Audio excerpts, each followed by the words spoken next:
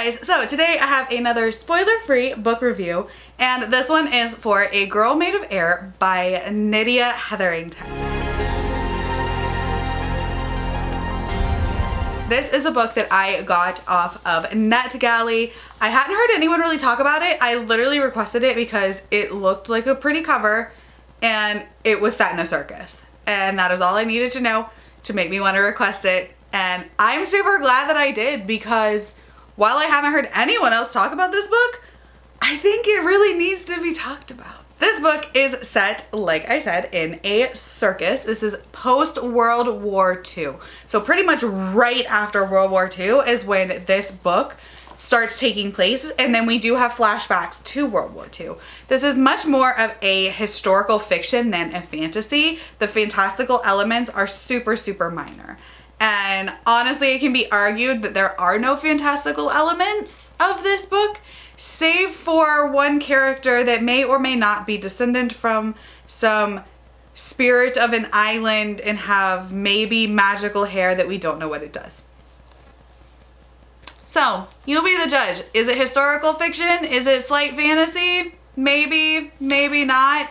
I would say it's more historical fantasy with some magical realism elements, but it's pretty much historical fiction. And honestly, I didn't hate it. I loved that, actually. We're following our main character, who is known only as Mouse. And we follow her literally from birth up until, I think, her 40s. We don't really get a real good age, but I'm thinking it's around her 40s. Like throughout this whole book is like birth to 40s. And you know, she's raised in this circus, but like her parents never wanted her. Her mom, terrible, didn't want her, like gave birth and then let her just be, like let the other circus performers raise her basically. And she's kind of taken in by this funambulist, which is a tightrope walker. If you didn't know, I didn't know, I learned that. And she's kind of taken in by this funambulist with magical hair who raises her in a way, befriends her, and kind of teaches her how to walk the tightrope. And it is such a cool story. There are some content warnings for this book that I didn't realize it had when I first started reading it. There is sexual assault, there is genocide, because there are lots of mentions of and talk of the Holocaust at a certain point in this book, kind of in the middle, and we flash back to it. So I wasn't expecting that. It doesn't bother me, but I know with some people they would want to know that that is there. So sexual assault, genocide, murder, and disappearance / kidnapping of a young child. So if any of that bothers you, you know that that is in this book, and you can do with that what you will. All in all, I really liked this book. It was kind of a mixed bag.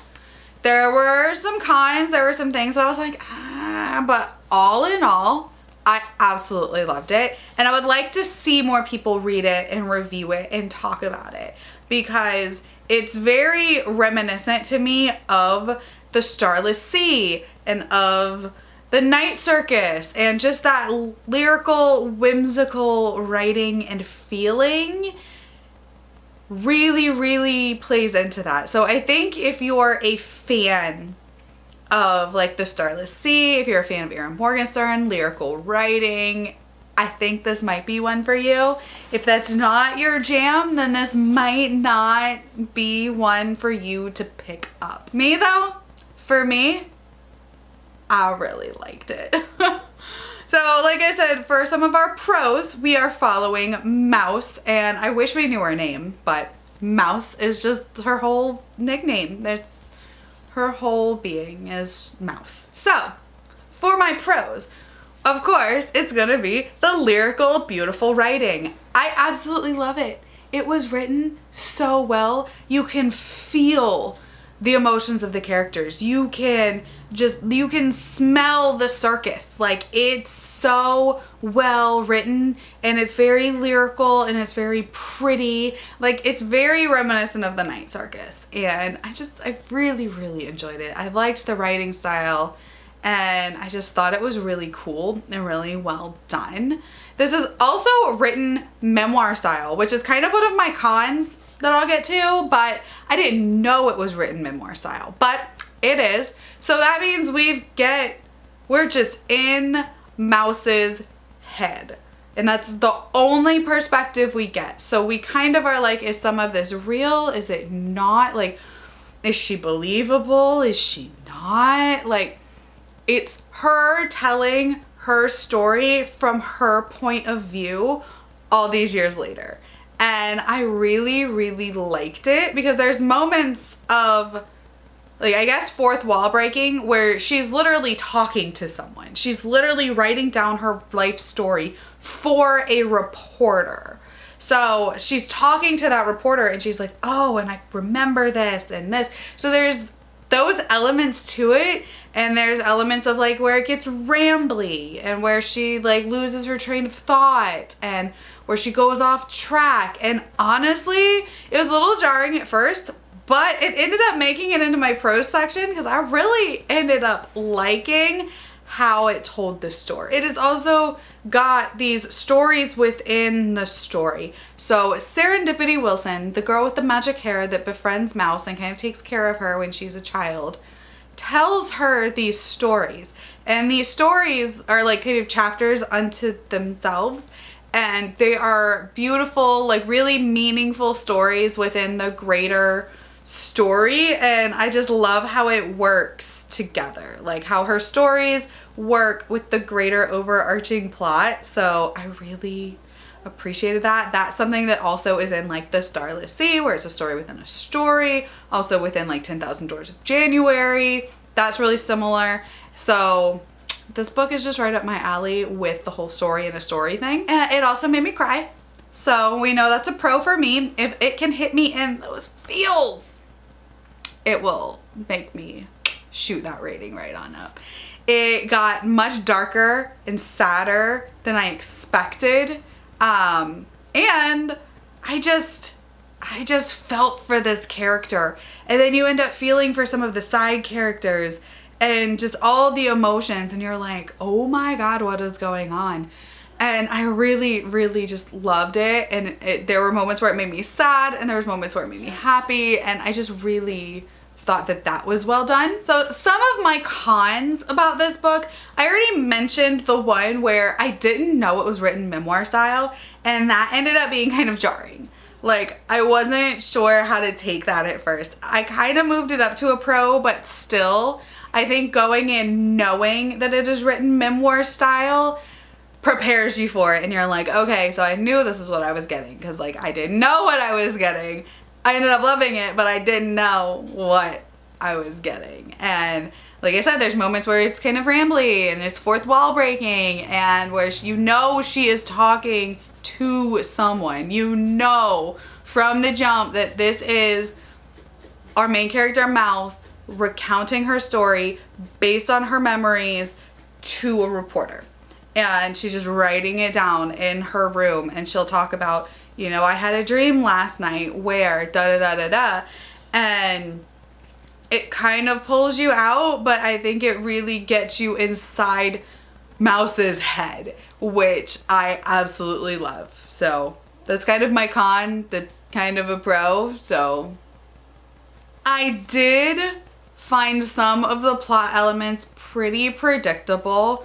The big twist I found pretty predictable. Other than that though, like, I didn't mind that a lot of it was predictable. I just felt like some people will feel like that's a con. Honestly, I felt like it was predictable, but well done, if that makes sense. It's like, yeah, I guessed this. I knew, okay, well, this is what this is gonna be. But I still thought it was done well, even though, like, the big twist didn't get me.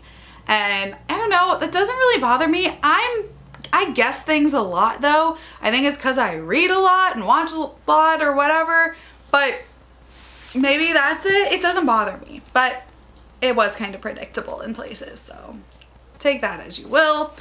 Also, the only thing that really bothered me, and this might just be a me thing, is I had a very hard time placing the age of Mouse. So I'm guessing like mid-40s by the end of the book. Because it's like she's old, but she's not like super old. Like she still has a lot of life left to live when she's telling this story. But it still describes her as like the former best funambulist in the world and gives that story, and it's very much the former, and it talks about her past and stuff like that. So you're like, okay, well, is she super old? But then it's like, no. And I'm having like a harder time placing the time period when she leaves the circus in England and goes to New York. So I had a hard time placing her age-wise, but from what I could gather, it's like mid-40s. So that's what I'm going with, and that's what made sense to me. I thought the ending was really well done. And I thought this book was just so different than pretty much anything else I've read. I don't read a lot of things that are written in memoriam, like written as memoirs. And I really liked it. Surprisingly, because like that's never been something that I'm like, ooh, I want to read memoir style fiction, but I liked it. I liked that it was more historical fiction than fantasy. I thought that if they would have added in more fantasy elements, that it would not have worked. Like there was just enough fantasy and magic in this book that made it into the fantasy category, if that makes sense. But honestly, this is historical fiction and I loved it.